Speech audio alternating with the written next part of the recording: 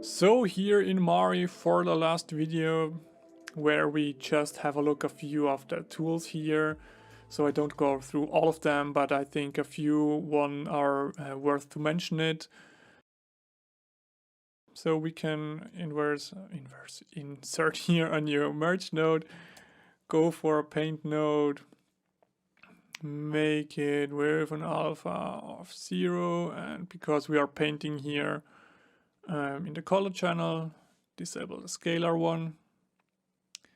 And I think not auto-saving kicking in, here's the node.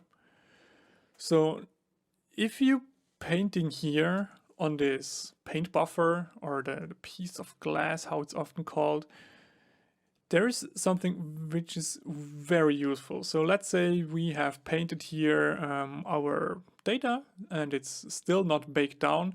There's something really cool, and that's the warp tool here. So we can select here a region and add a bit more subdivision to it. And now we can warp the actual data here. That's super handy if you want to fine-tune some decals or some breakups. That's actually a really cool thing here, and I definitely want to mention it. So that's super handy.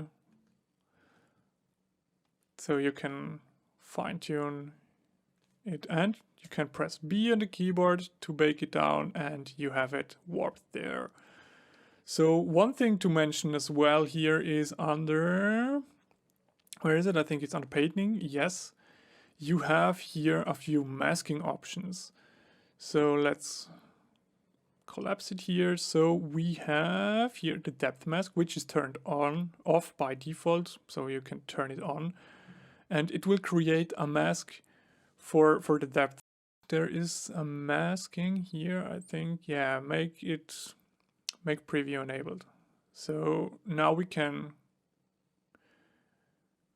adjust here the mask. So what does that mean? So we have here our paint buffer, and if you paint here on such round objects, or even if it's a sharp edge, you will get some streaks behind it, because yeah, it's kind of projecting your actual data here. And with this mask, you can work around a bit. So if you have it that way, so it will start fading it out instead of creating really ugly streaks. And I recommend to have it enabled on a certain point here. And we have some edge mask here as well, that it will start to create such a mask as well. So they are super handy. I really recommend to have a look on these masks here. So you will definitely get into a point where you will use them quite a lot, I think. You can mirror projecting. So if you enable here the mirroring, oh, not here, it's here. So you can have it here on mirror projecting. So give it a moment. You can see it with a red line here in the middle when it's enabled. Now we have here disable the mask here. So now you can see it mirrors the projection here. So we can clear it quickly. That's super helpful, especially on creatures as an example. So you don't have to paint the complete thing, just half of them, and in the end you can disable it and start breaking up a bit the mirror stuff.